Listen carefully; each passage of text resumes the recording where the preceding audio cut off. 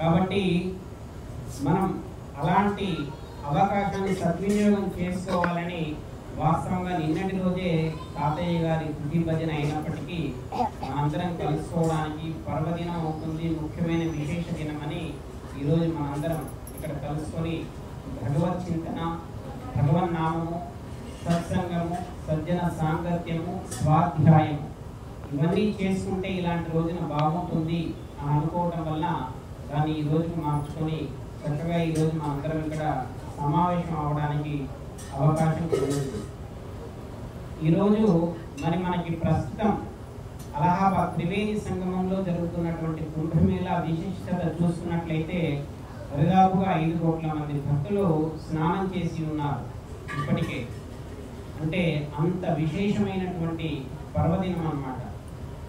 కుంభమేళా అనగానే అసలు భారతదేశంలోనే కాదు యావత్ ప్రపంచంలో ఒకే చోట ఏకీకృతమైనటువంటి పెద్ద సమూహంగా రికార్డుకి ఎక్కినటువంటి మేళా ఇది కుంభమేళా. మనం చూస్తే ఎప్పుడు కూడా అలాంటి సాధువులను చూసి ఉండము, అంతమందిని చూసి ఉండము. కానీ సమయానుకూలంగా ఎవరు ఆహ్వానం పంపకుండా ఖచ్చితంగా షాహీ స్నానం అంటారు. ఈ రోజుని షాహీ స్నానం అంటారు కుంభమేళా.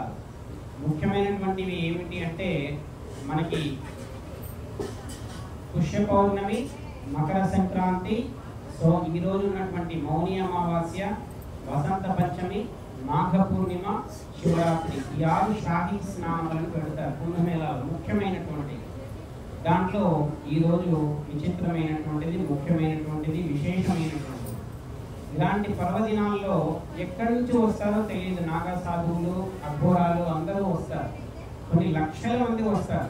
మళ్ళీ ఆశ్చర్యకరమైన విషయం ఏంటంటే సాయంకాలానికి ఎవరూ కనిపించరు. దీనిని ఆకాశ గమనము అంటారు. అంటే అఘోరాలకి మొట్టమొదటి నేర్పించే విద్య ఆకాశ గమనం, ఆకాశంలో సంచరించడం. ఇది మనకి ఇంతకుముందు చాలా మంది చేశారు. మనం ఎవరు చేశారండి ఇలాంటివి అంటే మన మునులు, మహర్షులు, ఋషులు, తపస్సులు ఎంతో మంది చేశారు. మన నారద మహాముని కానీ, మనకి మానస సరోవరంలో ఉన్నటువంటి మిల్లారప్ప గారు కానీ ఎంతో మంది ఇలా ఆకాశ గమనం చేస్తూ వారు అనుకున్నటువంటి చోట భూమిపైకి దిగేటువంటి వారు. అలాగే మన పుణ్యం కలిసి వస్తే అలాంటి సాధువులను దర్శనం చేసుకుంటాము. అలాంటి అవకాశం లేకపోయినా అలాంటి రోజున ఈరోజు మనందరం దాన్ని స్మరించుకోవటము మనందరికీ శుభదాయకమైనటువంటిది. ఈ కుంభమేళా, అందులో ఉన్నటువంటి ఈ మౌని అమావాస్య, దీనిని వ్యతిరేకించినటువంటి వారు, విమర్శించినటువంటి వారు కూడా ఉన్నారు. మనం చూసుకుంటే టైటానిక్ షిప్ అనేటువంటిది చాలా ప్రసిద్ధి.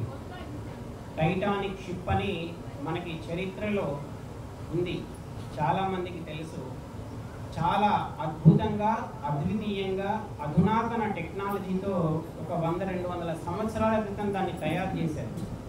తయారు చేసి కెప్టెన్ ఆ రోజు అనౌన్స్ చేస్తాడు, దీనిని ఆ సాక్షాత్ భగవంతుడు వచ్చినా ఈ టైటానిక్ షిప్ను ముంచలేడు అని. కానీ టైటానిక్ షిప్ మునిగిపోతుంది. అవునా కాదు? దాన్ని తయారు చేసి స్టార్ట్ చేసేటప్పుడు అందులో ఉన్న యాత్రికులకు ఎంకరేజ్మెంట్ గురించి అతను మాట్లాడుతూ టైటానిక్ షిప్ కెప్టెన్ ఒక అనౌన్స్ చేస్తాడు, ఈ ప్రపంచంలో ఎవరి వల్లనూ కాదు, సాక్షాత్తు ఆ సృష్టించిన భగవంతుడి సృష్టికర్త వల్ల కూడా కాదు ఈ టైటానిక్ షిప్ను ముంచడము అని చెప్తారు. కొద్ది రోజుల్లో టైటానిక్ షిప్ అదే సముద్రంలో మునిగిపోతుంది. ఒక 10 రోజుల క్రితం వరకు మనం చూస్తున్నట్టయితే లాస్ ఏంజిల్స్, అమెరికా, మనం ఏదైతే అద్భుతమైనటువంటి దేశం అనుకుంటున్నామో అమెరికాలోని లాస్ ఏంజిల్స్లో ఒక అద్భుతమైన సభ జరిగింది. దానికి పెద్ద పెద్ద పారిశ్రామికవేత్తలు, పెద్ద పెద్ద హాలీవుడ్ నటులు అటెండ్ అయ్యారు. దాంట్లో యాంకర్, ఆ సభను నడిపేటువంటి యాంకర్ ఒక అనౌన్స్ చేసింది. ఒక అనౌన్స్మెంట్ ఏమిటంటే ఈ లాస్ ఏంజిల్సే దేవతా నగరం, దీనికి సపరేట్గా దేవతల యొక్క కృప అవసరం లేదని. రెండవ రోజు లాస్ ఏంజిల్స్ 30,000 ఎకరాలు తగలబడిపోయింది.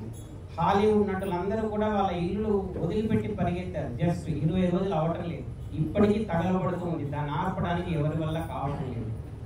అంటే దీని వెనక ఉన్నటువంటి అర్థం మనకి ఏమిటంటే భగవంతుడు ఈ సృష్టిని క్రియేట్ చేసినటువంటి క్రియేటర్ది అద్భుతమైనటువంటి సృష్టి. మనం దానిని కాదనుకొని ముందుకు వెళ్ళడం అనేటువంటిది ఏ రోజు కూడా శ్రేయస్కరం కాదు. అందుకే భగవంతుడి దగ్గర శరణాగతి పనిచేస్తుంది కానీ తెలివి పనిచేయదు.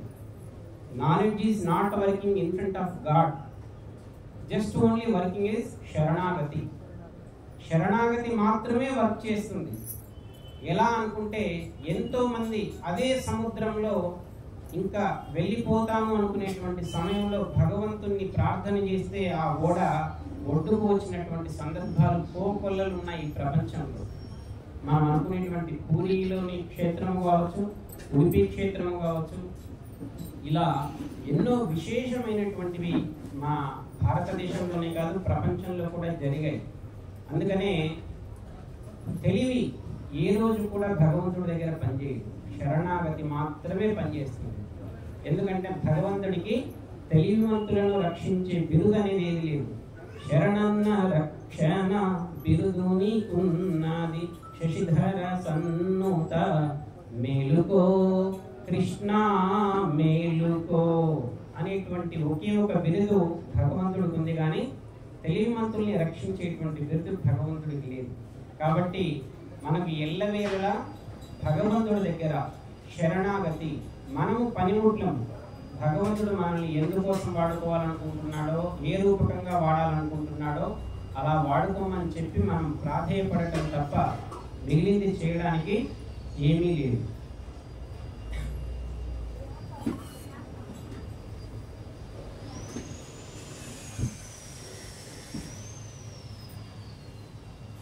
అయితే ఈ 84 లక్షల జీవరాశులలో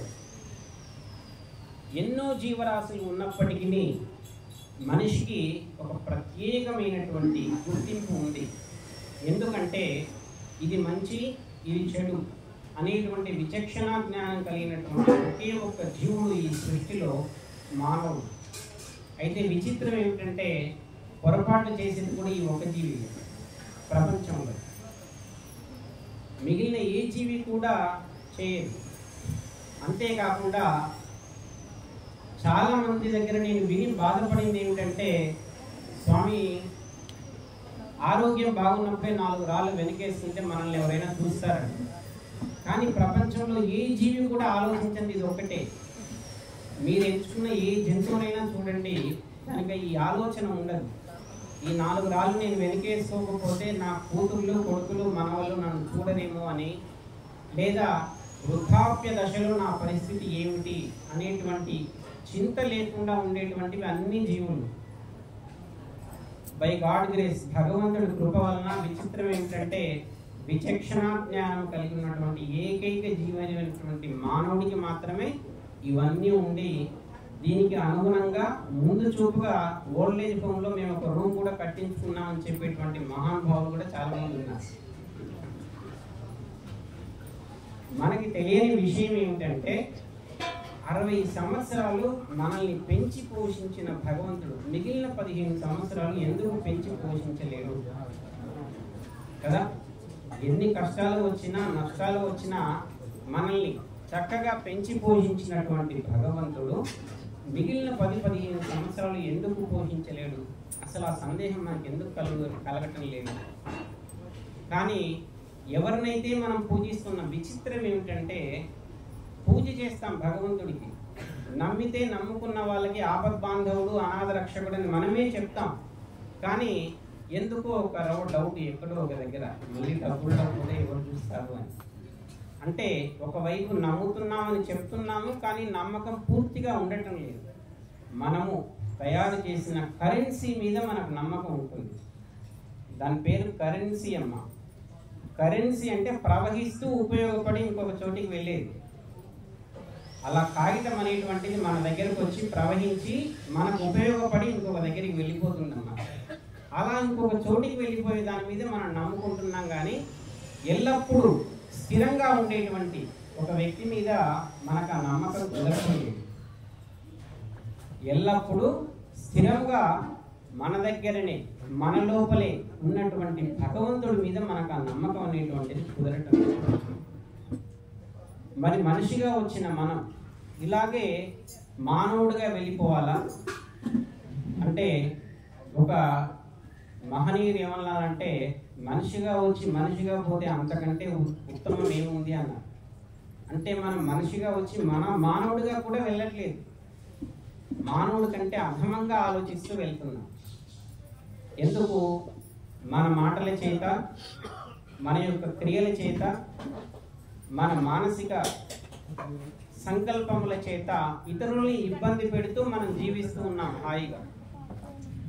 అంటే కనీసం మనిషిగా కూడా బ్రతికి మనిషిగా కూడా వెళ్ళిపోయేటట్లుగా మనం బ్రతకలేకపోతున్నాం.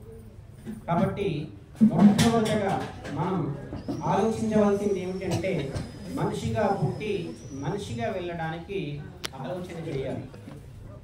మనిషిగా పుట్టి మనిషిగా వెళ్ళడానికి ఆలోచన చేస్తే కనీసం భగవంతుడు ఇచ్చిన ఈ జన్మనైనా మనం సార్థకం చేసుకున్నట్లుగా అవుతుంది.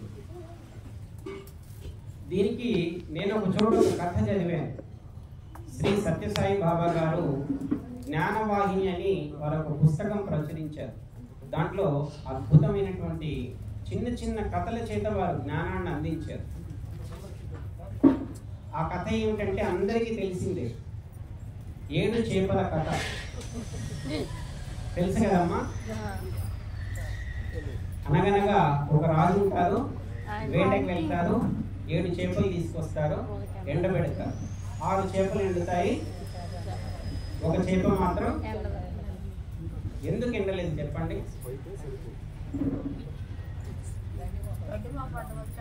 గడ్డి మోపు అడ్డం వచ్చి ఇటువైపు కూర్చోండి. గడ్డి మోపు అడ్డం వచ్చి మనకి ఎండలేదు కదా. గడ్డి మోపు ఎందుకు అడ్డం వచ్చింది? ఆవు తినలేదు. ఆవు ఎందుకు తినలేదు అంటారు? గొల్లవారు మేపలేదు. గొల్లవాడు ఎందుకు మేపలేదు? ఇది కథ. మీరు అన్నట్టుగా ఎందుకు గడ్డి తినలేదు, గడ్డి చేప ఎండలేదంటే గడ్డి మోపు అడ్డు వచ్చింది. గడ్డి మోపు ఎందుకు అడ్డు వచ్చింది అంటే ఆవు తినలేదు కాబట్టి. ఆవు ఎందుకు తినలేదు అంటే గొల్లవాడు మేపలేదు కాబట్టి. గొల్లవాడ ఎందుకు మేపలేదంటే అమ్మ అన్నం పెట్టలేదు కాబట్టి కదా. అమ్మ ఎందుకు అన్నం పెట్టలేదంటే పిల్లవాడు ఏడ్చాడయ్యా నేను పెట్టలేదు. పిల్లవాడ ఎందుకు ఏడ్చావంటే చీమ కొట్టింది. చీమ ఎందుకు కుట్టావంటే నా బంగారు పొట్టలో వేలు పెడితే నేను ఎందుకు అడిగింది. ఇది కథ. బాబా గారు ఎంత అద్భుతంగా చెప్పారంటే దీన్ని కథలాగానే మనం చూస్తున్నాం. కానీ అసలు వాస్తవంగా ఒక పాయింట్ ఆలోచించండి. రాజుగారు ఎక్కడైనా వేటకి వెళ్తే చేపలు తెస్తారా? ఒక సింహాన్ని కొడతారు, పులిని కొడతారు, దుప్పిని కొడతారు కదా అమ్మ. రాజుగారు వేటకి వెళ్ళి చేపలు తెచ్చారంటే అందరం నమ్మి అదే మన వాళ్ళకి చెప్పుకుంటూ వస్తున్నామా లేదా? కొడుకులకి, మనవాళ్ళకి, మనవరాళ్ళకి వాళ్ళు అడిగినప్పుడల్లా ఇదే కథ. బోరు కొట్టినా నాకు వచ్చింది ఇదే కథ, మీరు వినాల్సిందే అని చెప్పి చెప్తున్నాను. కానీ ఆలోచించాల్సిన విషయం ఏమిటంటే అసలు రాజుగారు వేటకెళ్ళి అసలు చేపలు తెస్తారా? లేరు కదా. చేపలు జాలర్లు తీసుకొస్తారు. చేపల వేట ఎవరైతే వెళ్తారో వారు తీసుకురావాలి చేపలు. అబ్బాయి కుర్చీలు అక్కడ వెళ్ళి అమ్మాయి ఇక్కడ ఉన్నాయి రండి. అలా చేపలు జాలర్లు తెస్తారే, రాజుగారు ఎందుకు చేస్తారని ఒక్కరు మనం ఆలోచించలేకపోయాం. సరే నిజంగానే తెచ్చిన మరి 7 చేపలు తీసుకొచ్చారు కదా. 7 చేపలు ఏమిటి? 6 మన అరిషడ్ వర్గములైతే 7వది మనస్సు. నిజంగా మన భారతీయ సంప్రదాయంలో ఎంత అద్భుతం అంటే మిగిలిన చోట ఎక్కడైనా సరే స్టోరీస్ అనేటివి రియాలిటీగా ఉంటాయంటారు. కానీ భారతదేశంలో స్టోరీస్ కూడా ఆధ్యాత్మికతను జోడిస్తూ మనకి భగవంతుణ్ణి గుర్తిస్తూ స్మరిస్తూ జరుగుతాయి ఈ స్టోరీస్ అనేటువంటివి. అది చాలా విశేషమైనటువంటిది. 7 చేపలు, 6 చేపలు అరిషట్ వర్గములైతే 1 చేప మనస్సు. ఈ అరిషట్ వర్గములు అనేటివి ఎండిపోతాయి. ఎందుకంటే మనకి కామ, క్రోధ, లోభ, మోహ, మదమాత్సర్యములైనటువంటివి ఎండిపోవచ్చు కాక, కానీ మనస్సు అనేటువంటిది ఎండిపోవడానికి అవకాశం లేదు. మన పిల్లల మీద మమకారం చచ్చిపోవచ్చు కాక, ఒకనొక సమయంలో వాళ్ళు మనల్ని వెళ్ళిపోమన్నారనుకో అసలు నాకు నువ్వు పుట్టనే లేదనుకుంటాను పొమ్మని చెప్పేసి వస్తాను కదా. ఎప్పుడు వారికి వివాహమై వారు మనల్ని చూడనటువంటి సమయంలో ఒకవేళ వాళ్ళే కనుక చూస్తే మళ్ళీ ఖచ్చితంగా మనం షాప్ పెడతాం వాళ్ళ గురించి. చూడని పక్షంలో మనకి ఇది వస్తుంది అన్నమాట. అసలు ఇన్ని సంవత్సరాలు కష్టపడ్డాను, ఈ కష్టం నేను అనవసరంగా ఒక ఆశ్రమానికి వెళ్ళి గురువు గారి దగ్గర పడితే ఈ పాటికి నేను మోక్షం పొందే వాళ్ళని అని అనిపిస్తుంది. అప్పుడు వైరాగ్యం వస్తుంది. కానీ అలా ఒక 10 రోజులు ఉంటారు. మళ్ళీ 11వ రోజు వాళ్ళ పిల్లవాళ్ళు వచ్చారు అనుకోండి, అమ్మ ఏదో పొరపాట్లు అన్నా నువ్వేంది ఇక్కడ దాకా వచ్చావు, మీ కోడలు నీ గురించి కాకరకాయ ఫ్రై నీకు ఇష్టం అని చేసిందంటే స్వామి నేను ఇప్పుడే వస్తానని చెప్పి మళ్ళీ కనిపించను కూడా కనిపించాను. ఈ మోహం అనేటువంటిది నిజంగా ఎండినప్పటికీ మనస్సుతో అటాచ్మెంట్ ఉన్నటువంటి 7వ చేప మాత్రం ఎండదు. ఈ 7వ చేపలో ఈ అరిషడ్ వర్గాలన్నీ దాక్కొని ఉంటాయి. మనకు ఒకసారి కనిపించినప్పుడు ఇందులో నుంచి మోహం బయటకు వచ్చేసి పర్వాలేదులే మా పిల్లలే కదా అంత మాత్రం మాట అనకుండా పోతారా, వాళ్ళు నా వాళ్ళు అంటారు, నేనంటే వాళ్ళు పడతారు, వాళ్ళంటే నేను పడాలి అని చెప్పేసి మనం ఇంటికి వెళ్ళిపోతాం. ఒకవేళ కోపంలో ఒక మాట అన్నాం అనుకో, కోపంలో వాళ్ళు కాకపోతే ఎవరంటారు అన్నమాట, పక్కింటి ఆవిడ అంటదే, పక్కింటి ఆవిడ అంటే నేను ఊరుకుంటానే పిల్లలు కాబట్టి అన్నారు అని ఈ 7వ చేప ఎండడానికి ఆస్కారం లేదు. రాజుగారు 7 చేపలు తీసుకొచ్చాడు అనుకుంటే ఫస్ట్ మనం ఆలోచించాల్సిన పాయింట్ ఏమిటి, రాజుగారు అసలు చేపలు తీసుకురాదు. ఎందుకు చేపలు తీసుకొస్తారు? ఈ కథలు మనం అర్థం చేసుకోవాలి. ఈ 7వ చేపని ఎండటం లేదు. అడిగాను ఎందుకు ఎండలేదు అని. ఏమట్టం వచ్చింది? మనం ఇక్కడ బాగా అర్థం చేసుకోవాలి. తెలుగు భాషకు ఉన్నటువంటి గొప్పతనం ఏమిటంటే ప్రతి పదానికి అర్థం అద్భుతంగా ఉంటుంది. గడ్డి పరక అంటే వేరు, గడ్డి మోపు అంటే వేరు, గడ్డి మేటు అంటే వేరు. గడ్డి పరక ఇదిగో ఇలా ఇంత ఉంటుంది, అలా పక్కన పడేస్తాం. గడ్డి మోపు ఇద్దరు కలిసి మీద ఎత్తేస్తే తీసి అవతల పడేస్తాం. గడ్డి మేటు అంటే పర్వతము. గడ్డి పర్వతం అంత గడ్డి అడ్డంగా ఉంది కనుక నేను ఎండలేదు అంటుంది చేప. గడ్డి మోపు అయితే ఒకరిద్దరికి బట్టి పక్కన వేయచ్చు, గడ్డి పరక అయితే ఇలా తీసి వేసేయచ్చు. కానీ అడ్డంగా ఉన్నది ఏమిటంటే గడ్డి మేటు. అంటే పర్వతం అంతా అజ్ఞానం అనేటువంటి గడ్డి మనకు అడ్డంగా ఉంది. ఈ గడ్డి మేటు ఏమిటి? అజ్ఞానం. ఈ ఎండనటువంటి చేప ఏమిటి? మనస్సు. ఎందుకు ఎండలేదంటే అజ్ఞానం అంతటి పర్వతము కొండలాగా నా పక్కన పేరుకుపోయి ఉంటే ఎండేది ఎక్కడిది? మనకు కనిపించేదంతా భ్రమ. 60 సంవత్సరాలు ఎంత చాకరీ చేస్తామంటే కుటుంబానికి అంత చాకరీ చేస్తాం.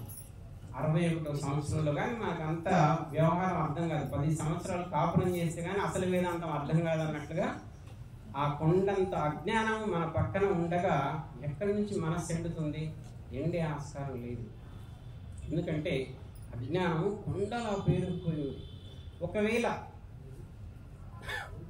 మనకి ఎప్పుడూ గుర్తుకు వచ్చి ఇలాంటి మౌని అమావాస్య, ఉగాది, శివరాత్రి రోజు భజన చేస్తాము, కాస్త పూజ చేసుకుంటాం, కానీ మన కష్టాలు తీరవు. ఆయన పూజ చేసిన ఏముందిలే కష్టాలు తీరడానికి, ఎప్పటి నుంచో పూజ చేస్తానే ఉన్నాను కానీ నా కష్టాలు నావే అనుకుంటాను అని ఈ అజ్ఞానం చేత ఇలా మాట్లాడుతుంది. కానీ ఈ అజ్ఞానాన్ని కూడా మనము శుష్కింపజేసి భస్మీపటలం చేసినట్లయితే మనకు ఆ జ్ఞానం కలుగుతుంది, మనస్సు అనే చేప ఎండుతుంది. అందుకని గడ్డి అడ్డం వచ్చింది. ఎందుకు గడ్డి అడ్డం వచ్చిందంటే ఆవు మేయలేదు. హిందూ ధర్మ ప్రకారం, సనాతన శాస్త్రం ప్రకారము జ్ఞానానికి చిహ్నంగా ఆవును వాడతాము. జ్ఞానానికి చిహ్నంగా గుర్తుగా మనం ఆవును వాడతాం. ఎందుకు ఈ అజ్ఞానం ఎండలేదంటే జ్ఞానం అనే ఆవు ఈ అజ్ఞానాన్ని తినలేదండి, అందుకని ఎండలేదు. మనము ఒక 20 సంవత్సరాలు, ఒక 10 సంవత్సరాలు చిన్న చీకటి కారాగార గృహంలోకి వెళ్ళాలనుకోండి. చీకటిలోకి వెళ్ళి చీకటి వెళ్ళిపోమంటే ఎలా వెళ్ళిపోతుంది? చిన్న వెలుతురు ఇవ్వండి, చీకటి వెళ్ళిపోతుంది. నేను అది వస్తే ఇది వెళ్ళిపోతాను అనదు. మనం జ్ఞానం వస్తే అజ్ఞానం వెళ్ళిపోవాల్సిందే. సూర్యుడు వస్తే చంద్రుడు వెళ్ళిపోవాల్సిందే. మనం దీపం వెలిగిస్తే చీకటి వెళ్ళిపోవాల్సిందే. అలా జ్ఞానాన్ని తీసుకొచ్చుకుంటే అజ్ఞానం దానంతటదే వెళ్ళిపోతుంది. ఆ ఆవు ఈ అజ్ఞానం అనే గడ్డి మేటని మేయలేదు కాబట్టి మనస్సు అనే చేప ఎండలేదు. ఆవు దగ్గరికి వద్దాం. ఆవు ఎందుకు మేయలేదు అంటే గొల్లవాడు మేపలేదు కనుక మేయలేదు. ఎవరు గొల్లవాడు? గొల్లవాడిని ఎవరంటారండి? కృష్ణం వందే గురు. జగత్తుకు గురువు అయినటువంటి కృష్ణుడు ఆవుని మేపలేదు. అంటే మన ఇంటికి జీవితంలో ఒక్క మహానుభావుడు కూడా రాలేదండి. మన ఇంటికి ఒక సద్గురువు కూడా మన దగ్గరికి రాలేదు. మన జీవితంలో ఒక సద్గురువు దగ్గరికి మనం వెళ్ళలేదు. ఎక్కడి నుంచి? కొండంత పర్వతంలో పేరుకున్న అజ్ఞానం ఎలా వెళ్ళిపోతుంది చెప్పండి? ఊరకరారు మహానుభావులు వారు అధముల ఇండ్ల కడకు వచ్చుటలెల్లని. అద్భుతంగా వసుదేవుడు గర్గుడు వసుదేవుడి దగ్గరికి వెళ్ళినప్పుడు మథురలో కారాగృహంలో ఉన్న వసుదేవుడి దగ్గరికి ఒక్కసారి మా కన్నయ్య ఎలా ఉన్నాడో చూసి రావయ్యా అంటాడు. బృందావనం వస్తాడు. వచ్చినప్పుడు నందుడు చెప్తాడు, గర్గ మహాముని మీరు మా ఇంటికి వచ్చారు, ఎంత అదృష్టం మాది. అంటే నాదేముందయ్యా, ఇంట్లో ఉన్నవాడే అసలైనటువంటి వాడని నెమ్మదిగా నోట్లో అనుకొని నాదేముందిలే వచ్చానంట. అప్పుడు నందుడు చెప్పాడు, ఊరకరారు మహానుభావులు వారు అధముల ఇండ్ల కడకు వచ్చుటలెల్ల కారణము మంగళములకు. అసలు ఒక మహనీయుడు మన ఇంట్లో అడుగు పెడుతున్నాడంటే కారణం అది మంగళములకు. ఎంత శుభసూచకం అంటే అంత అద్భుతమైనటువంటిది. కారణమును మంగళములకు. మాకు శుభము కలుగు నిజము మహాత్మా. మీ అడుగు మా ఇంట పెట్టారంటే మాకు ఖచ్చితంగా ఏదో శుభం కలుగుతుంది మహాత్మా. ఊరకరారు మహానుభావులు వారు అధములు. అలాంటి అధముల ఇళ్ళకి ఊరికే ఎందుకు వస్తారయ్యా, ఏదో పని ఉంటుంది కాస్త చెప్పండి అంటారు. అలా ఒక సద్గురువు కూడా మన ఇంటికి ఎప్పుడూ రాలేదు జీవితంలో. ఒక సద్గురువు దగ్గరికి కూడా మనం ఎప్పుడు వెళ్ళలేదు. ఎక్కడి నుంచి మన అజ్ఞానం అనేటువంటి కొండ కరిగిపోయేది ఎలా కదా. ఆ సద్గురువు జ్ఞానం చేత మన అజ్ఞానాన్ని అంతా భస్మీపటలం చేయాలనుకునేటువంటి అవకాశం ఉన్నప్పటికీ మనం దాన్ని వాడుకోవట్లేదు. ఒకవేళ నిజంగా సద్గురువు మన కంట పడితే వీరు మనలాంటి సామాన్య మానవులే కదా అని అవసరమైతే 2 మాటలు ఎక్స్ట్రాగా వాళ్ళనని మనం ఆనందపడుతూ ఉన్నాం. అలాంటి మహానుభావులు ఎవరైనా కనిపిస్తే మనలాగానే వీళ్ళు ప్యాంటు షర్టు వేసుకున్నారు కదా, మనలాంటి వాళ్ళకి ఏమిటి మనం నమస్కారం చేసేది అని చెప్పేసి మనం హాయిగా వెళ్ళిపోతూ ఉన్నాం. ఎంతో మంది మహనీయులకి నమస్కారం చేయకుండా ఉన్నటువంటి వాళ్ళని నేను ఎంతో మందిని చూసాను. ఎలా జీవితాలు బాగుపడతాయి. మహనీయుడే కాదనుకోండి, నమస్కారం చేస్తే ఏముంది, మన సంస్కారం ఉంటుంది కదా, మన సంస్కారం ఉంటుంది కదా. నమస్కారం చేయడం వల్ల వచ్చే నష్టం ఏమిటి?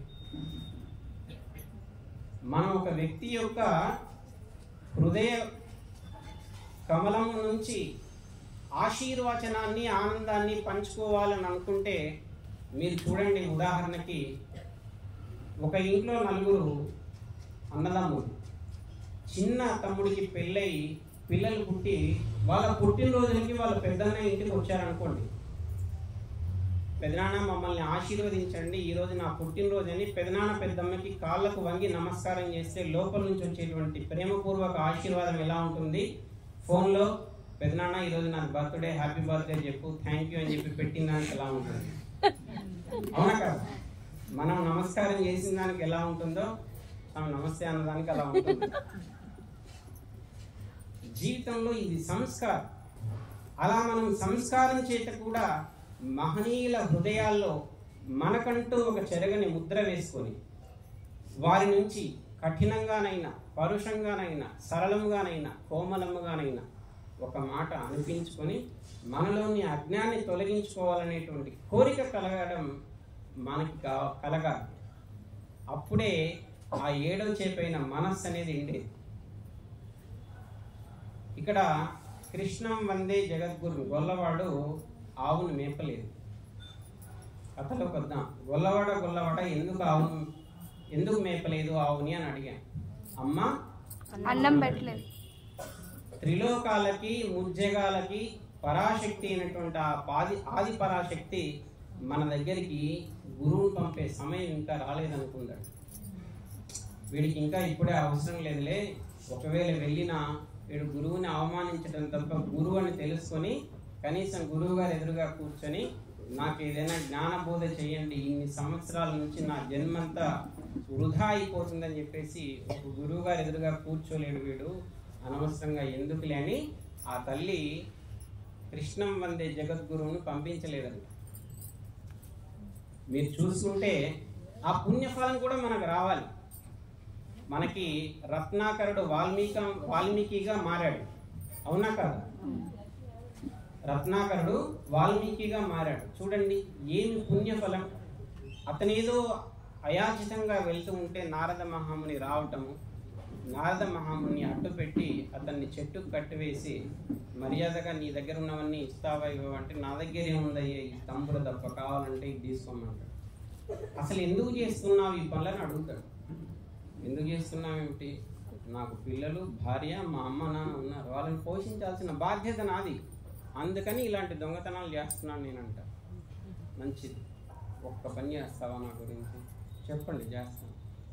ఇంటికి వెళ్ళి నీవు చేసినటువంటి ఈ దొంగతనాలలో వాళ్ళకు కూడా భాగం ఉంది, మీరు ఎవరెవరు ఎంతెంత భాగం తీసుకుంటారో ఒక్కసారి అడిగి రావయ్యా అంటాడు. అప్పుడు తల్లిదండ్రులను అడుగుతాడు, నాన్న మీ గురించే కదా నేను చేసేది, దీంట్లో ఎంత భాగం మీరు తీసుకుంటారు అంటే, అదేమిటి, మేము నేను కన్నాము అదే భాగ్యం అబ్బాయి, నువ్వు మమ్మల్ని పోషించాల్సిన ధర్మం నీది, నువ్వు ఎలా పోషిస్తావో మాకు సంబంధం లేదు, నీ పాపంలో మాకెందుకు సంబంధం. భార్య, అదేమిటండి, ధర్మపత్నిగా మీరు నన్ను వివాహం చేస్తున్నారు కాబట్టి పోషించాల్సిన బాధ్యత మీది, మీ పాపంలో నాకేం సంబంధం. పిల్లలు, భలే ఉన్నారు నాన్న, మీరు ఏదో మేము వచ్చాం కాబట్టి మీరు ఖచ్చితంగా పోషించాల్సిందేనో, మాకు సంబంధం లేదు. అప్పుడు అతనికి మెలకువ వస్తుంది. నారద మహాముని దగ్గరికి వస్తాడు, అసలైన తారక మంత్రాన్ని తెలుసుకొని ఎప్పుడో జరగబోయే రామాయణాన్ని రాస్తాడు కదా. అలాంటి పుణ్యకర్మ మనకు కలగాలి. కలిగితే ఆదిపరాశక్తి అలాంటి కృష్ణం వందే జగద్గురువుని జ్ఞానం ఇచ్చి మన దగ్గరికి పంపిస్తుంది. అప్పుడు మన అజ్ఞానం అనేటువంటి గడ్డి మెట్టు తొలగిపోతుంది, ఈ మనస్సు అనే చేప ఎండుతుంది. కథలో వద్దా, అమ్మ అమ్మ ఎందుకు వల్లవాడికి అన్నం పెట్టలేదు, పిల్లవాడు ఏడ్చాడయ్యా అందుకని పెట్టలేదు. చూడండి, పిల్లవాడు ఏడ్చాడు కాబట్టి ఇంకొక పిల్లవాడికి అన్నం పెట్టలేదు తల్లి. మనం బాగా ఆలోచిస్తే ఎవరికైతే తపన ఉంటుందో, ఎవరికైతే ఆర్తి ఉంటుందో వాళ్ళు మాత్రమే భగవంతుణ్ణి చేరుకోగలుగుతారు. మనకి ఏదైనా బాగా ఆర్తిగా ఉందనుకోండి, ఖచ్చితంగా నేను ఇది చేయాలి అనేటువంటి తపన కనుక ఉంటే మార్గం సుగమం అవుతుంది, మార్గం భగవంతుడు ఇస్తాడు. అలాగే తల్లి ఏం చెప్తుంది, అబ్బాయి నీకంటే ఇంకొక పిల్లవాడు ఏడ్చాడు కాబట్టి వాడికి పెట్టాను, అందువల్ల నీకు పెట్టలేకపోయాను. దీన్ని బాగా గమనించి చూడండి. ఇద్దరు శిష్యులు గురువు గారి దగ్గరికి వచ్చారు. ఒక గురువుకి ఒక శిష్యుడికి పర్వాలేదు, ఇవాళ విన్నా వినకపోయినా సత్సంగం రేపు వినొచ్చు, ఇబ్బంది లేదు, ఇవాళ మనం ఊరికే కాసేపు అట్లా అటెండ్ అయ్యేసి వేసుకొని వెళ్ళిపోదాము, మళ్ళీ రేపు చెప్తారుగా స్వామి సత్సంగం అనుకుంటాడు. ఇంకొక శిష్యుడు రేపు మళ్ళీ ఎలా ఉంటుందో మనకేం తెలుసు, ఈరోజే పూర్తిగా అసలు వినిపోదాము, స్వామీజీ ఎలాగైనా సరే మీరు చెప్పిన 4 మాటలు నాకు ఉపయోగపడేటట్టుగా ఉన్నాయి, దయచేసి నా ఆధ్యాత్మిక ఉన్నతికి ఉపయోగపడేటువంటి 2 మాటలు విశదపరచండి అని అడిగాడు అనుకోండి, చెప్తాడు. అప్పుడు ఇద్దరిలో ఎవరు ముందుగా వెళ్తారు, ఎవరైతే ఇంత ఆర్తిగా తపనగా అడిగాడో ఆ వ్యక్తికి మనం హృదయపూర్వకంగా చెప్పగలుగుతాం. పర్వాలేదు స్వామీజీ నేను రేపైనా వింటానన్న వ్యక్తికి ఇంకా మనం ఎక్కడి నుంచి చెప్పగలుగుతాం. అలాగే మనం మనం ఒక చరిత్ర ఒకసారి గమనిస్తే, షిరిడి సాయిబాబా వారు 1886 ఆగస్టు 13వ తేదీ రాత్రి వారి యొక్క అంతరంగికుడితో, వారి పేరు సంథింగ్ ఏదో ఉంది నేమ్, మహల్సా, వారికి చెప్తారు నేను వెళ్తున్నాను మహల్సా, వీలైతే 3 రోజుల తర్వాత వస్తాను, ఒకవేళ రాలేదు అని అనుకుంటే నేను ఇంకా రాను, నన్ను పలానా చోట సమాధి చేయండి అని చెప్పి వెళ్ళిపోతారు. కరెక్ట్గా 3 రోజుల తర్వాత వస్తారు. ఆగస్టు 16వ తేదీ తెల్లవారుజామున వస్తారు. అంత సంతోషం, పండగ, ఆనందం ఇవన్నీ చేసిన తర్వాత ఈ మహల్సా అడుగుతారు, స్వామి ఇదంతా బాగానే ఉంది బాబా, అసలు వెళ్తానన్న వాళ్ళు ఎలా వచ్చారు అని. అప్పుడు ఆయన సాక్షాత్తుగా వారితో చెప్తారు. అది గురు చరిత్రలో భరద్వాజ మాస్టర్ గారు రాసిన గురు చరిత్రలో ఉంది, చదవండి కరెక్ట్గా. నేను వెళ్ళాలనుకున్నానయ్యా, కానీ నాకంటే బాగా ఏడ్చేటువంటి వాడు బెంగాల్లో ఒకడు ఉన్నాడు, గదాధరుడు అని, రామకృష్ణ పరమహంస. అందుకని వాణ్ణి భగవంతుడు ముందు తీసుకెళ్ళాడు, నన్ను వెనక్కి పంపాడని చెప్పి రాసుకుంటుంది. 1886 ఆగస్టు 13వ తేదీ షిరిడి సాయిబాబా గారు శరీరం విడిచిపెట్టి వెళ్తారు. 1886 ఆగస్టు 16వ తేదీ రాత్రి రామకృష్ణ పరమహంస శరీరాన్ని విడిచిపెడతారు. వీళ్ళిద్దరు ఆస్ట్రల్ బాడీస్, అంటే సూక్ష్మ శరీరాలతో సూక్ష్మ లోకాల్లో వెళ్తున్నప్పుడు మాట్లాడుకుంటే ఇద్దరు కలుస్తారు. ఏంటి ఫకీర్ నువ్వు ఇటు వచ్చావని రామకృష్ణ పరమహంస అంటాడు. ఏమిటి గదాధర నువ్వు వచ్చావంటాడు. ఏం లేదు, నాకు అపాయింట్మెంట్ దొరికింది, మీకు కాదు కదా అంటే, అవునా అని చెప్పేసి వాళ్ళు ఒకసారి మనం ఇవైతే ఎంతగా మాట్లాడుకుంటున్నామో ఇంతకంటే ఎక్కువగా పై లోకాలలో భగవంతుడితో మాట్లాడేటువంటి డివైన్ పవర్స్తో మాట్లాడేటువంటి ఆస్ట్రల్ బాడీస్ ఉంటాయి. వెంటనే చెప్తాడు గదాధరుడు, నాకు వచ్చింది అపాయింట్మెంట్, నీకు కాదు కదా అంటే, బాబా గారు కనుక్కుంటే అవునవును నీకే వచ్చింది, నువ్వు వెళ్ళు, నేను వెనక్కి వెళ్తున్నానని ఆగస్టు 16వ తేదీ రాత్రి షిరిడి బాబా గారు వెనక్కి వస్తారు. అదే వాక్యం మహంస గారికి చెప్పారని గురు చరిత్రలో ఉంది, చదువుకోండి. ఇలా అమ్మ ఎందుకు మేము గొల్లవాడికి అన్నం పెట్టలేదంటే, ఇంకో పిల్లవాడు ఏడ్చేటప్పుడు వాడు తపనతో ఉన్నాడు, వాడు ఆర్తితో ఉన్నాడు. తల్లి ఏ తీరుగలను కరుణించెదవో ఇనవంశోత్తమ రామ, నా తరమా భవసాగరం ఎదుట నలిన దళేక్షత రామ అని వాడు ఏడుస్తున్నాడు. అందుకని వాడిని ముందు తీసుకెళ్తున్నాను, నీకు నెక్స్ట్ టైం ఛాన్స్ ఉంటుంది అని చెప్పేసి చెప్పింది. అలా మనకి తపన కలగాలి. ఏమిటి భగవంతుడా, ఎన్ని సంవత్సరాలు టన్నుల కొద్ది ఆహారం తింటున్నాం, లీటర్ల కొద్ది నీళ్లు తాగాము, ఎన్నో సిలిండర్ల కొద్ది ఆక్సిజన్ను పీల్చుకున్నాం, ఎంతో అగ్నిని వృధా చేశాం, సమయాన్ని వృధా చేశాం, వాక్కును వృధా చేస్తున్నాం. ఇంకా మనకి ఎప్పుడు ఈ భగవత్ సాక్షాత్కారము లేదా ఆత్మ సాక్షాత్కారము, ఆత్మానుభూతి, మోక్షము, ఇవన్నీ ఏదైతే అనుకుంటున్నామో అది ఇంకా ఎప్పుడు కలుగుతుంది? ఇవన్నీ వృధా ప్రయాసలేను. ఇలాగే ఊరికే కలుసుకోవటం. ఎన్ని మౌని అమావాస్యలు వెళ్ళాలి, ఎన్ని పుట్టినరోజులు వెళ్ళాలి. పునరపి జననం పునరపి మరణం పునరపి జననీ జఠరే శయనం గృహ సంసారే కలుగుస్తారే కృపయా పారే పాహింగా. ఓ భగవంతుడా, ఇక నాపై దయ ఎప్పుడు నీకు అని మనం భగవంతుణ్ణి ఆర్తిగా తపనగా అడిగితే డెఫినెట్లీ మన స్టెప్ అనేది అలా అమ్మ ఎవరికైతే ఏడ్చిన పిల్లవాడికి అన్నం పెట్టిందో ఫస్ట్ ప్రిఫరెన్స్ మనకు ఉంటుంది. అలాంటి ప్రిఫరెన్స్, ప్రయారిటీ, ప్రాముఖ్యత తెప్పించుకోవడానికి మనం ప్రయత్నం చేయాలి. ఎన్ని జన్మలు, ఇంకా ఎన్ని జన్మలు ఎక్కుదాం, రావటం పోవటం ఇలా ఎన్ని జన్మలు వస్తాయి కదా. అలా పిల్లవాడు ఏడ్చాడు కాబట్టి వాడికి పెట్టింది.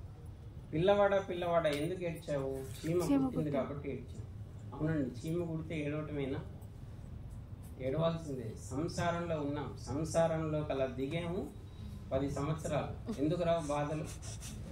తప్పనిసరి రావాల్సిందే. దుఃఖము టన్నుల కొద్దీ లోపల నుంచి మొత్తం బయటికి రావాల్సిందే. ఆగడానికి లేదు, లోపల ఉండడానికి లేదు. బరస్ట్ అయితే కానీ బాధంతా పోదన్నట్టుగా దుఃఖము ఖచ్చితంగా రావాల్సిందే. ఎందుకు? చీమ వెళ్తుంటే చూస్తే పర్వాలేదు, దాన్ని పట్టుకొని దాన్ని గిల్లితే అది ఊరుకుంటుందా? ఖచ్చితంగా కుడుతుంది. అలాగే ఏదో మానవుడు అన్నాక సంసారం అనేటువంటిది పెట్టాడు. చక్కగా సంసారం చేసుకుంటే బాగుంటుంది. కానీ సంసారం లోతుల్లోకి వెళ్ళామా? భార్య అడిగింది కాబట్టి ఈసారి ఖచ్చితంగా చంద్రహారం చేయించాల్సింది. చంద్రహారం గురించి మనం పడరాని పాటలు పడాల్సింది. లేదా పుత్రుడు, ఈసారి కొడుకు పుట్టినరోజుకు డెఫినెట్లీ మనం ఏవన్ కళ్యాణ మండపంలోనే చేయాలి. 50 లక్షలు పోయినా పర్వాలేదు. మొత్తం ఒంగోలు టౌన్ మొత్తం చూసేటట్టుగా చేయించాలి. అసలు మనం అంటే ఏందో తెలియాలి. ఈసారి వీధిలో అన్నట్టుగా సంపాదించి కష్టపడి పుట్టినరోజు చేస్తాం. ఆ పుట్టినరోజు చేస్తే ఎలా ఉంటుంది? రకరకాల ఐటమ్స్ పెట్టామనుకో, ఎవరు పెట్టమన్నారు నేను సంవత్సరంగా ఇన్ని ఐటమ్స్ అని అనుకుంటారు. పెట్టలేదనుకో, డబ్బుండి ఎందుకు పెట్టాడు, పెట్టాడు. ఇలాంటి వాడు ఎందుకు పెట్టాలి? 2 రకాలు వేసి పెట్టకపోయినా బాగుండేది కదా. పిలవాలి, అందరికీ చూపించాలి, మన ఆడంబరాన్ని చూపించాలి. లేదా విష్ణు ప్రియులను మనకు తగింది పెట్టుకొని మన దగ్గర ఉన్నటువంటి లాకర్లో ఉన్నటువంటి నగలు అన్నీ తీసుకొచ్చి వేసుకొని చూపించాల్సిందే. ఇంకెక్కడి నుంచి మనకి ఏడుపు కలిగేది? ఎక్కడి నుంచి మనకు అమ్మవారి పైన ప్రేమ కలిగి ఏడ్చేది? ఆ భగవంతుడు మనల్ని కనికరించేది. కాబట్టి సంసారాన్ని మనం సంసారంగా చూస్తే ఏ బాధ లేదు. భార్య భర్త పిల్లలు తల్లిదండ్రి అత్తమామ చక్కగా జీవనం గడిచిపోతుంది. 60 సంవత్సరాల తర్వాత రామకృష్ణ అనుకుంటూ భగవంతుడి వైపుకు మళ్ళుతాం. ఆధ్యాత్మిక ప్రయాణంలో ఒక అడుగు ముందుకు వేసి చక్కగా ఏదో ఒక రామకృష్ణ అనుకుంటూ ఒకరోజు ఈ శరీరాన్ని విడిచిపెడతాం.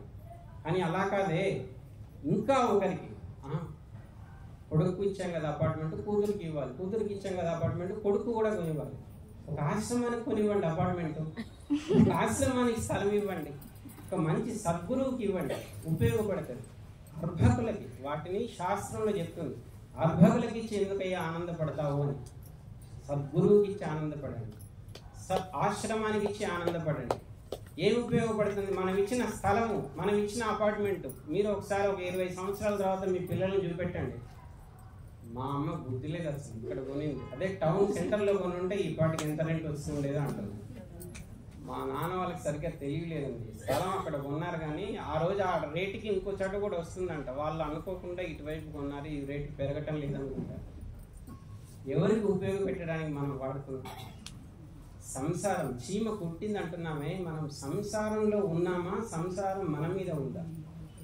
పడవ నీళ్లపైన వెళ్తుందండి, అంతవరకు బాగుంటుంది, కానీ నీళ్లు పడవలోకి వస్తే అలాగే సంసారం పైన మనం ఉంటే పర్వాలేదు, సంసారాన్ని భుజాల పైన మోస్తేనే దుఃఖం. బాగా గుర్తుపెట్టుకోండి, సంసారాన్ని మన భుజాల పైన మోస్తేనే దుఃఖం. మనం పట్టుకుంటున్నామా, వదిలిపెడుతున్నామా? మనం దాన్ని పట్టుకున్నామా, మోస్తున్నామా? మీరు గుర్తుపెట్టుకోండి, మనందరం మోస్తున్నాం, మోయడానికే ఇష్టపడుతున్నాం. మోయడానికి ఇష్టపడినప్పుడు దుఃఖపడడానికి కూడా ఇష్టపడు.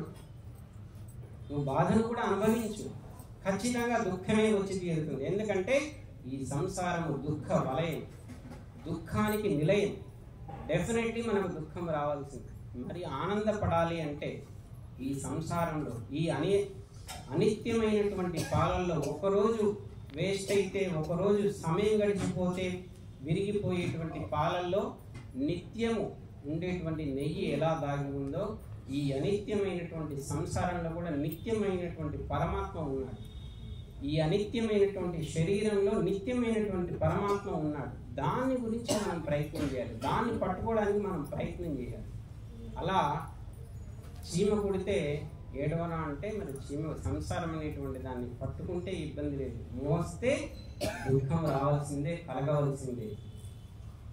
చీమ చీమ ఎందుకు కుట్టామని అడిగితే, మరి నా బంగారు పుట్టలో వేలు పెడితే కుట్టనా అని అడిగింది. కరెక్టే. మీరు ఎప్పుడైనా అడవుల్లో కానీ లేదా మంచి నిర్మానుష్య ప్రాంతాల్లో పుట్టలు ఉంటాయి. పుట్టలు దేంతో పెడతాయండి? మట్టితో కదా. ఈ సంసారం కూడా మట్టే. మనం బంగారం అనుకొని భ్రమపడుతున్నాం. అలాగే చీమ కూడా ఏముంటుందంటే, నా బంగారు పుట్టలో అనింది, మట్టి పుట్ట. అలాగే సంసారంలో ఉండి మరి నా బంగారు సంసారంలో వేలు పెడితే వాళ్ళని కొట్టనా అంటున్నాం. అసలు ఈ సంసారమే అబద్ధం కదా. మీరు నిర్మానుష్య ప్రాంతాల్లో చూడండి, ఆ పుట్టలు ఉన్నప్పుడు కోతులకి ఆహారం చీమలండి ఎక్కువగా. మీరు అడవుల్లో గమనిస్తే అర్థమవుతుంది. ఆ కోతి ఆహారం తీసుకోవాలనుకున్నప్పుడు, బయట ఎక్కడ ఫ్రూట్స్ దానికి దొరకనప్పుడు, ఆహారం దొరకనప్పుడు ఏం చేస్తుందంటే ఒక చిన్న కర్రపుల్ల తీసుకొస్తుందండి, ఆ పుట్టలో పెడుతుంది. మీరు గమనించండి, ఎక్కడైనా తీస్తుంది, చీమలు వస్తాయి కదా, తినేసి మళ్ళీ పెడుతుంది. అది పెట్టగానే ఏం చేస్తాయంటే, శ్రామిక చీమలు యుద్ధం అనుకొని ఆ కర్ర మీదకి యుద్ధానికి వస్తాయి. ఒక 10-20 చీమలు కర్రను అంటుకుంటాయి, పైకి తీస్తుంది, చక్కగా కోతి తిని మళ్ళీ పెడుతుంది. అలా దానికి ఆహారం అయిపోతాయి. అంతవరకు బాగుంటుంది సంసారం. కానీ మనిషి ఏం చేస్తున్నాడంటే, ఎక్కడి వరకైతే పుట్ట ఉందో ఆ లోతుల్లోకి పెట్టి ఒకసారి అలా తోడుతున్నాడు. పుట్ట లోపల ఏముంటుంది చెప్పండి? పుట్ట అడుగు భాగాన్ని ఎప్పుడైనా పాము ఉంటుంది. పైనుంచి చీమలు తీసుకుంటే ఇబ్బంది లేదు, అడుగు భాగంలో ఉన్నటువంటి పాము దగ్గరికి వస్తే అదేం చేస్తుంది? కాటు వేస్తుంది, చక్కగా కాటు వేసేస్తుంది. అందువల్ల కాటు వేస్తే మన జీవితం దుర్భరమయమైపోతుంది. అలాంటిది బంగారు పుట్టలో వేలు పెడితే నేను ఊరుకుంటాను అంటే, అయ్యా నిన్ను సంసారంలో ఊరికే ఉండమన్నాను కానీ నువ్వు సంసార లోతుల్లోకి దిగి మనవడికి ముని మనవడికి ఫ్లాట్లు, అపార్ట్మెంట్లు, బిల్డింగ్లు కొనిస్తానంటే నేను ఎందుకు ఊరుకుంటాను? ఖచ్చితంగా దుఃఖం నీకు ఇచ్చి తీరుతాను అంటున్నాను. అందుకని ఈ 7 చేపల కథ సత్యసాయి నేను చెప్పలేదండి, సత్సాయి బాబా వారు జ్ఞానవాహిని అనే పుస్తకంలో చెప్పారు. వీలైతే మీరు చదవండి, చిన్న చిన్న కథల రూపంలో అద్భుతంగా ఉంది. అలా మనకు వచ్చినటువంటి కథలను కానీ మనం తెలుసుకునేటువంటి విధానం కానీ మారితే, మన ఆలోచన విధానం మారితే ఖచ్చితంగా మన లోపల మార్పు అనేది ప్రారంభం అవుతుంది. ఆ మార్పు ప్రారంభం అవ్వాలి.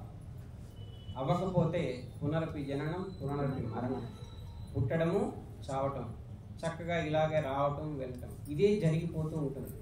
అలా కాకుండా మనం ఇంకొంచెం ముందుకు వెళ్ళి ఒక సద్గురువు దగ్గర ఒక సత్శాస్త్రాన్ని, సద్గ్రంథాన్ని, సజ్జనులతో సాంగత్యాన్ని సత్సంగం ద్వారా చేసుకున్నట్లయితే మన మనస్సుకు పట్టినటువంటి మలినం అనేటువంటిదంతా తొలగిపోయి మనమే ఆత్మ, మనమే పరబ్రహ్మ, భగవంతుడు ఎక్కడో లేడు, ఇందులోనే ఉన్నాడు అనేటువంటి విషయము అర్థమవుతుంది. ఆ అర్థం కావడానికే ఇవన్నీ చేయాలి మనం. అలా అర్థం కావడానికే మనం ఇలాంటి కార్యక్రమాలన్నీ చేస్తూ ఉండాలన్నమాట. ఊరికే ఒక్క రోజులోనే అర్థం కాదు కదా ఏది కూడా. అందుకని ఇలాంటి కార్యక్రమాలు జరగాలి. అలా ఎందుకు మరి మనం సద్గురువు దగ్గరికి వెళ్ళాలి? మనకై మనముగా నేర్చుకోకూడదా? అమ్మ ఎవరో ఫోన్స్ అమ్మ కొంచెం సైలెంట్లో పెట్టండి. మనకై మనము నేర్చుకోలేమా అంటే గురువు లేని విద్య గుడ్డి విద్య. వాస్తవంగా గురువు నుండి నేర్చుకుంటేనే ఆ విద్యకు బాగుంటుంది. మనకై మనము నేర్చుకోవచ్చు, ఇబ్బంది ఏమీ లేదు.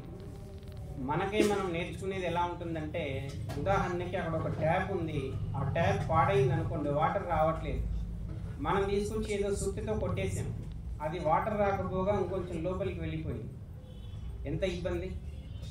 కానీ ప్లంబర్ని పిలిపించామనుకోండి, అతను సులభమైన టెక్నిక్ ద్వారా 1 నిమిషంలో వర్క్ చేస్తాడు.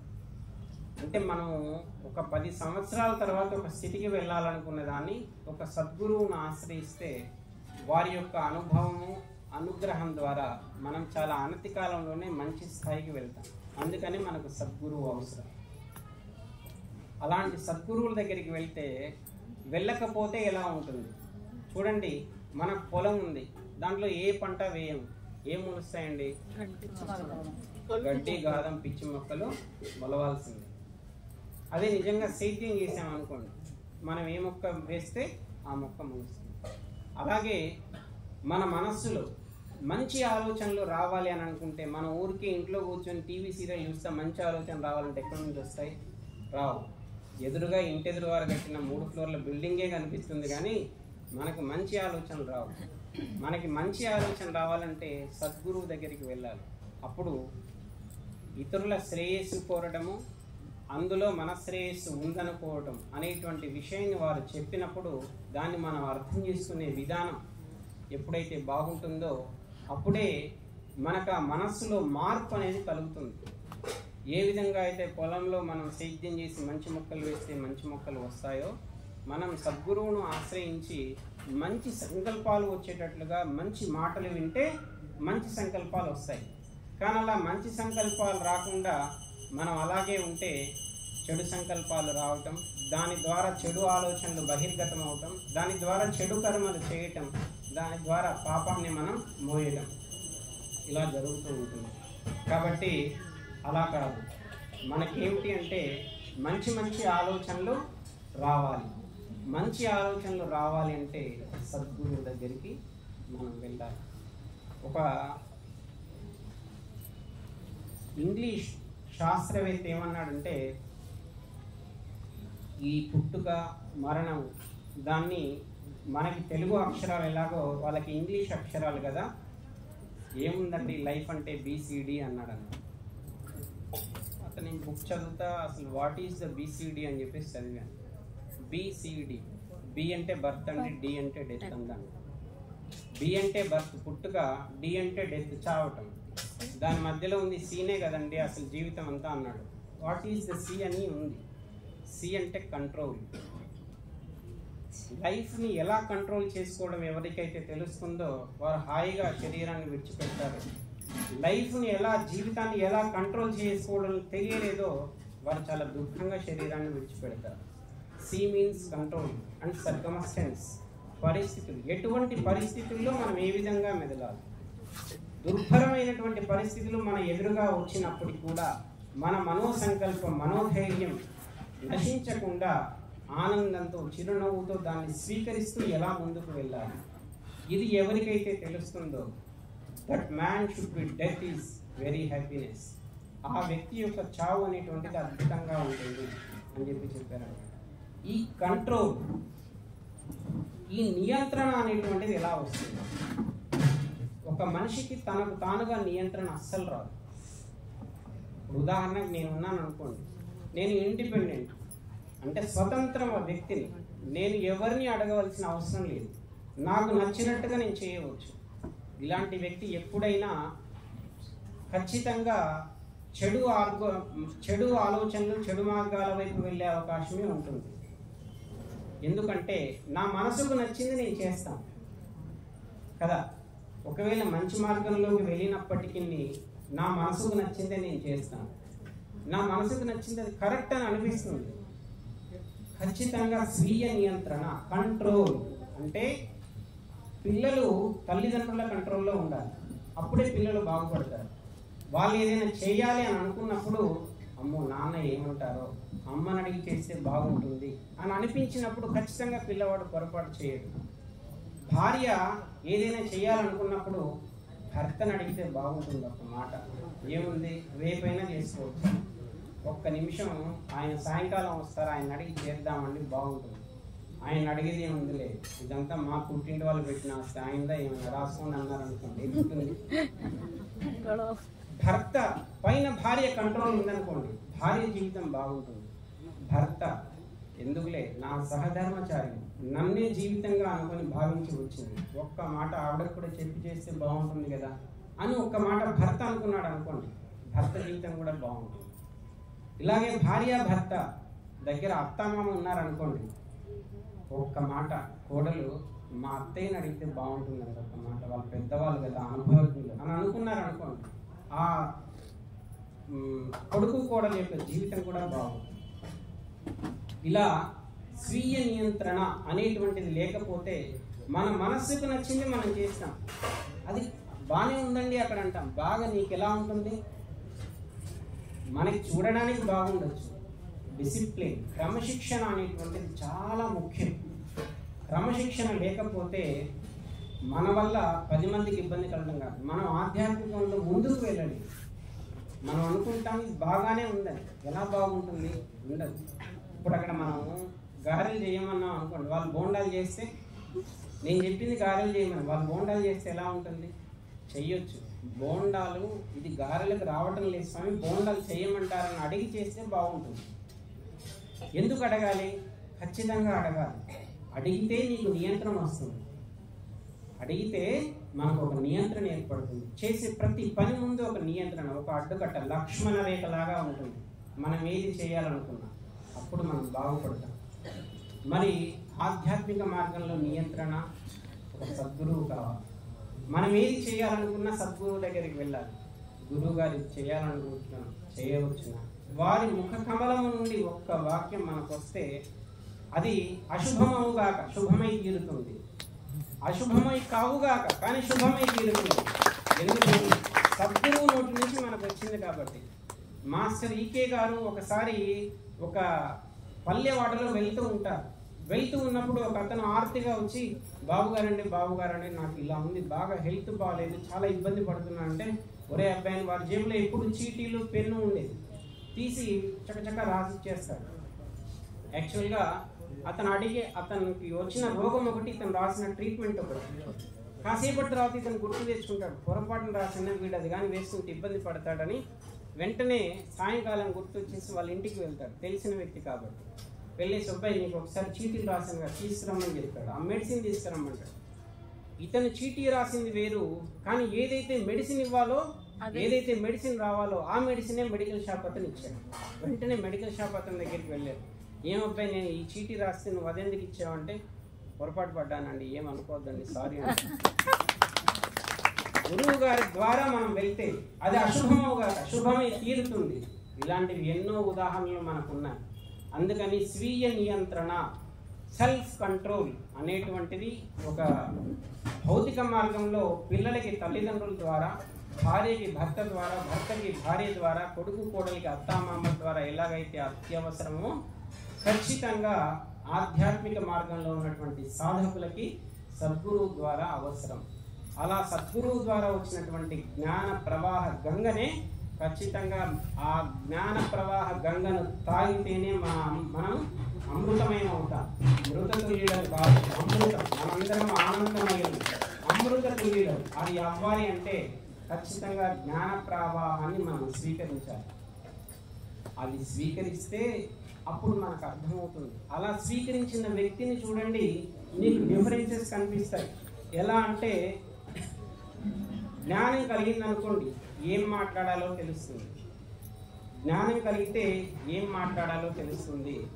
సంస్కారం ఉందనుకోండి, ఎలా మాట్లాడాలో చెప్తుంది. జ్ఞానం ఏం మాట్లాడాలో చెప్తే సంస్కారం ఎలా మాట్లాడాలో తెలియజేస్తుంది. సామర్థ్యము ఎంత మాట్లాడాలో తెలియజేస్తుంది. మన సామర్థ్యము ఎంత మాట్లాడాలో తెలియజేస్తే మన తెలివి అసలు మాట్లాడాలా వద్దా అనేది తెలియజేస్తుంది. మన తెలివి అసలు మాట్లాడాలా వద్దా అనేది తెలియజేస్తుంది. మనం మాట్లాడాల్సిన అవసరం లేని చోట అసలు మాట్లాడకండి. మనం బాగుపడాలి అని అనుకుంటే మనం మాట్లాడాల్సిన అవసరం లేదన్న చోట మౌనం చాలా ఉత్తమం. మౌనము చాలా ఉత్తమం. ఈ ప్రపంచంలో ప్రస్తుత పరిస్థితుల్లో అసలు మనిషికి మౌనం ఎంత ఉత్తమం అంటే అంత ఉత్తమం. మనం ఒకటంటే 10 బయటికి వెళ్తాయి, ఆ 10 100 వస్తాయి కదా. దానికంటే ఊరుకోవడం చాలా ఉత్తమం. అందుకని మనం ఆధ్యాత్మిక సాధనలో బాగుపడాలి అని అనుకుంటే ఖచ్చితంగా ఈ జన్మలో మనం భగవంతుని దర్శించాలి. నేను భగవత్ చింతనలో, భగవత్ మార్గంలో ముందుకు వెళ్ళాలి అని అనుకుంటే ప్రతి సాధకుడికి చాలా సమయం మౌనం అవసరం. మౌనం అత్యావశ్యకం.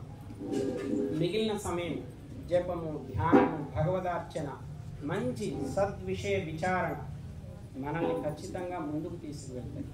కాబట్టి ఇటువంటి వాటిని మనం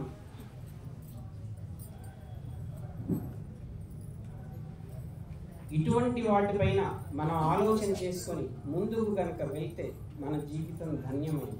వాస్తవంగా మనమందరం ధన్యులు, మనమందరం అమృత స్వరూపులు.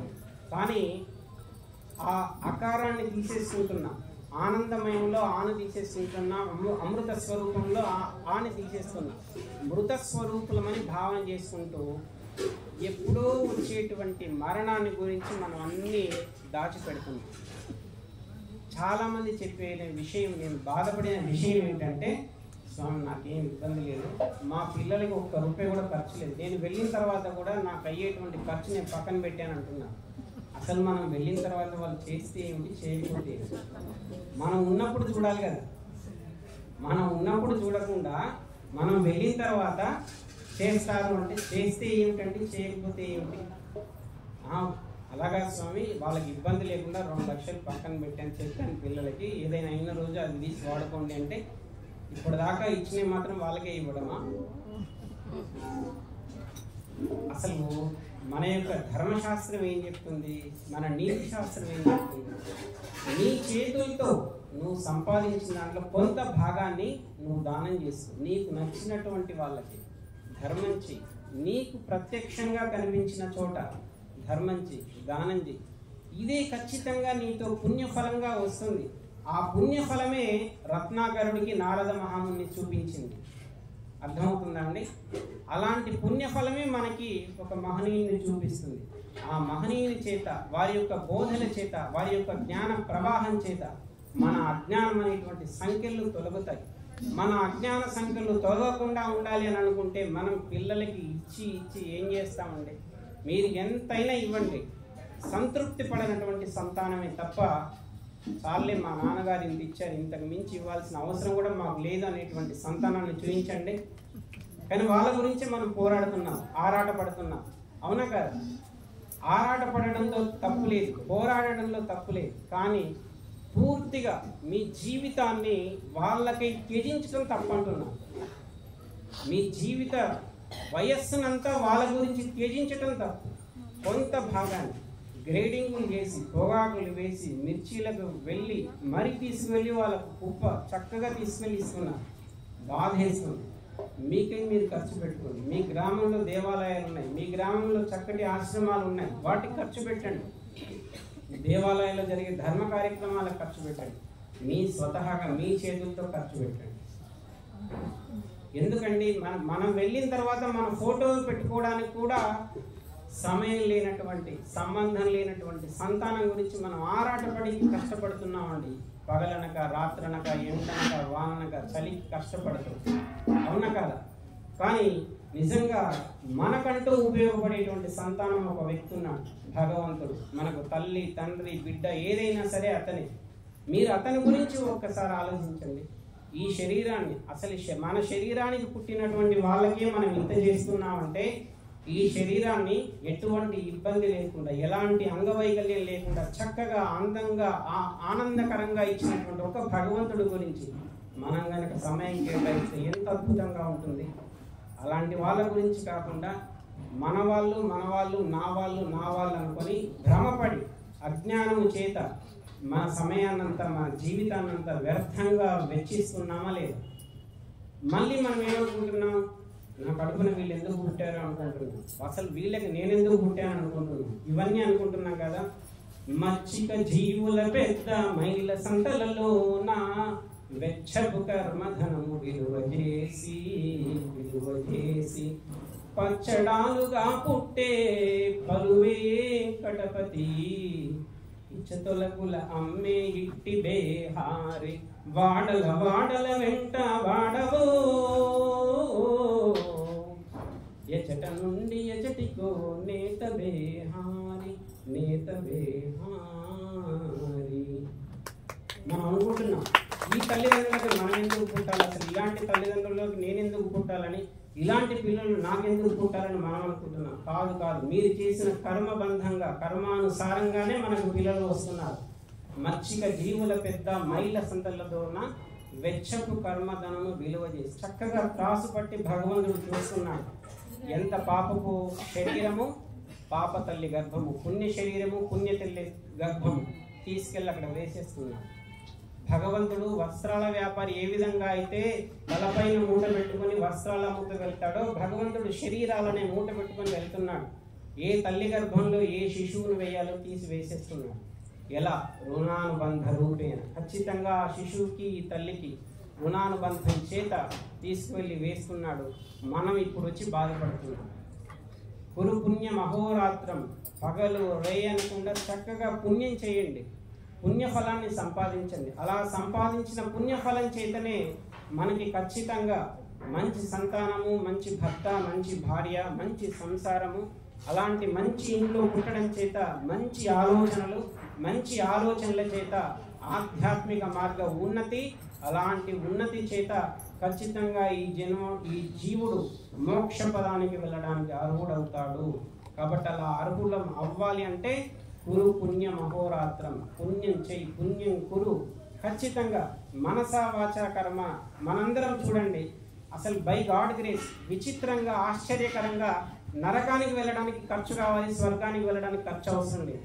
మీరు గమనించుకోండి, మనం నరకానికి వెళ్ళాలంటే ఖర్చు అవసరం. మనం జూదం ఆడాలి, దానికి డబ్బు అవసరం. మద్యం తాగాలి, డబ్బు అవసరం. సిగరెట్ తాగాలి, డబ్బు అవసరం. పాప పనులు చేయాలి, డబ్బు అవసరం. ఇవి చేస్తే నరకానికి వెళ్తాం. జపం చేయండి, స్వర్గానికి వెళ్తాం. ధ్యానం చేయండి, స్వర్గానికి వెళ్తాం. గురువు గారి దగ్గర జ్ఞానబోధ వినండి, స్వర్గానికి వెళ్తాం. వీటన్నిటికీ డబ్బు అవసరం లేదు. కానీ మనం డబ్బు అవసరం ఉన్నదే చేసి నరకానికి వెళ్తున్నాం. డబ్బు అవసరం లేకుండా చేసే పనులు చేయకుండా స్వర్గానికి వెళ్ళలేకపోతున్నాం. ఇది మన తప్పు, మన పొరపాటు. ముమ్మాటికి మనమే దీనికి కారణం. కర్త కర్మ క్రియ భగవంతుడు మాత్రమే కాదు. అవునా కాదు? కాబట్టి మనమే కర్తలం, మనమే కర్మలం, మనమే క్రియ. ఖచ్చితంగా దీనికి మనమే 100కి 100 పాలు. అలాంటి కర్త కర్మ క్రియ మనం కాకుండా ఉండాలనుకుంటే పుణ్యం కురు. నువ్వు పుణ్యం చేయి, ఖచ్చితంగా భగవంతుడు నీ యందు ఉంటాడు. ప్రతి దాంట్లోనూ ఉంటాడు. పాపాత్ముడికి ఉండడానికి కాదు, పుణ్యాత్ముడికి ఇద్దరికీ ఉంటాడు. కానీ ఇప్పటి వరకు అయిపోయింది. ఈ రోజు నుంచి స్టార్ట్ చేయి. నిన్నటితో అయిపోయింది, ఈ రోజు ఉదయంతో అయిపోయింది. ఇప్పటి నుంచి స్టార్ట్ చేయి. ఇప్పటి నుంచి మీరు ప్రారంభం చేయండి. భగవంతుని అనుగ్రహం ఈ రోజు నుంచే కలుగుతుంది. ఎలా కలుగుతుంది? ఖచ్చితంగా కలిగి తీరుతుంది. మీరు చేసి చూడండి. ఏ విధంగా అయితే పిల్లవాడు ఏడిస్తే గొల్లవాడికి అన్నం పెట్టకుండా అమ్మ ఏడ్చిన పిల్లవాడికి పెట్టిందో, నిజంగా మీరు తపనతో ఆర్తితో కనుక మీరు చేస్తే డెఫినెట్లీ ఇప్పటి వరకు సాధనలో ఉన్నవాడి కంటే ఏడ్చిన వాడికి భగవంతుడు జ్ఞానాన్ని ప్రసాదిస్తాడు. జ్ఞానాగ్ని చేత గడ్డిమేట అనేటువంటి మొత్తం కొండ పర్వతం, అజ్ఞానాన్ని కొండ పర్వతం కరిగిపోతుంది. మనస్సు అనే చాప ఏదో చేప ఎండిపోతుంది. అలా చేయడానికే మనందరం ఇక్కడికి వచ్చాం. కానీ మనం కాగితాలు అనేటువంటి వెనక పరిగెడుతూ ఉన్నాం కాలం తెలియకుండా. కాగితాలు కాలిపోతాయి, కాలం సమసిపోతుంది, జీవుడు అలాగే నిలబడతాడు. 65 సంవత్సరాల వయసు వస్తుంది. ఆఫ్టర్ రిటైర్మెంట్ మీరేం చేస్తారు? 60 ఇయర్స్ తర్వాత మీరేం చేస్తారండి? కుర్చీలో కూర్చోవడం తప్పితే చేసేది ఏమి లేదు. అవునా కాదు? మనం కుర్చీలో కూర్చోవడం తప్పితే చేసేది ఏమి లేదు. ఆఫ్టర్ రిటైర్మెంట్ అని అనుకుంటున్నాం. ఏం చేస్తాం? భగవంతుడి యొక్క అనుగ్రహం వల్ల, చేసిన బోధ వల్ల ఇద్దరు వ్యక్తులు అసలు అన్ని అవకాశం ఉన్నప్పుడు ఇద్దరు డిజైన్ చేసి ఈ మార్గంలో ఉండి, ఒకరు ఉత్తరకాశీలో ఉన్నారు, ఒకరు శ్రీరంగంలో ఉన్నారండి. ఒక అబ్బాయి పేరు జగదీష్, ఒకరి పేరు రామకృష్ణ. ఒక అబ్బాయి గవర్నమెంట్ టీచర్. 10 సంవత్సరాలు అయింది మనం చేసే బోధకి.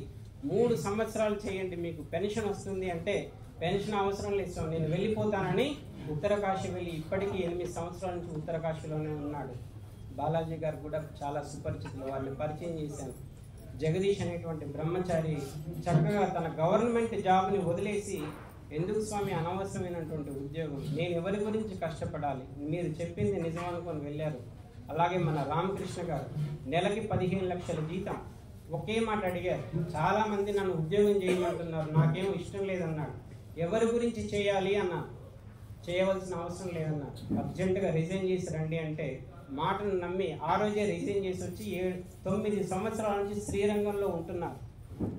మనం రిజైన్ చేస్తాం ఎప్పుడో తర్వాత, అప్పుడు ఏముంటుందండి? రేపటికేమో తెలియదు మనకి, ఈరోజు ఏం జరుగుతుందో మనకు తెలియదు. ఎప్పుడో 10 సంవత్సరాల తర్వాత జాబ్ ఉందండి, ఇంకా సంపాదించి లైఫ్లో దాన్ని పక్కన పెట్టుకొని అప్పుడు నేను ఆధ్యాత్మికంగా ఇంకా ముందుకు వెళ్తాననుకుంటే చెప్పలేను.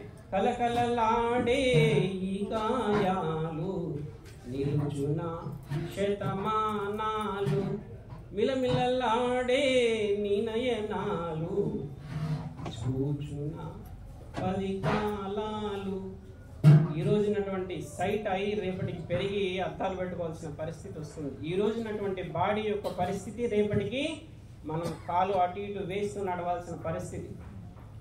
ఆఫ్టర్ రిటైర్మెంట్ చేస్తామన్న గ్యారంటీ ఏమిటి? అంత బుద్ధి మనకు ఉంటుందన్న గ్యారంటీ ఏమిటి? ఈ సంసార వలయంలో చిక్కుకుపోయి ఎన్నో అజ్ఞానం అనేటువంటి కాలక్రమముల చేత, క్రియల చేత, సంసార బంధంలో, మోహంలో, మాయలో పడి వాళ్ళకి సేవ చేసి శరీరం కృషించిపోవాల్సిందే తప్పితే నీకై నువ్వు ఎప్పుడు చేసుకుంటావు? ఎప్పుడు చేసుకుంటాం మనం ఇంకా? అందుకని ఆలోచించండి సాధకులారా. మనకై మనం చేసుకునే సమయం దగ్గరకు వచ్చింది. మన పిల్లలకు చేయాల్సిందంతా చేశాం, ఇంకా చేయాలి అని అనుకుంటే భ్రమ వాళ్ళది కాదు, మనది. చిట్ట చివరికి సంతానం అనేది ఏమిటి చెప్పాలా? అసలు మిమ్మల్ని ఎవరు చేయమన్నారు ఇంత కష్టపడి? మిమ్మల్ని ఎవరు చేయమన్నారు ఇంత కష్టపడి? నీ పెళ్లి చేయడం వల్లే 10 లక్షలు అప్పైంది అనుకో, అంత గ్రాండ్గా నేను చేయమన్నానా అని అడుగుతాడు. అవునా కాదు? కాబట్టి గురు పుణ్య మహోరాత్రం, సద్గురువు దగ్గరికి వెళ్ళండి. చక్కటి ధర్మాన్ని, నీతి శాస్త్రాన్ని, చక్కటి బోధని తెలుసుకోండి. తెలుసుకున్నటువంటి బోధని ఆచరించండి. ఆచరించిన బోధ చేతనే మనం ఈ మార్గంలో ముందుకు వెళ్తామని తెలియజేస్తూ, ఈ అవకాశం ఇచ్చినటువంటి మీ అందరికీ హృదయపూర్వక నమస్సుమాంజలు తెలియజేస్తూ,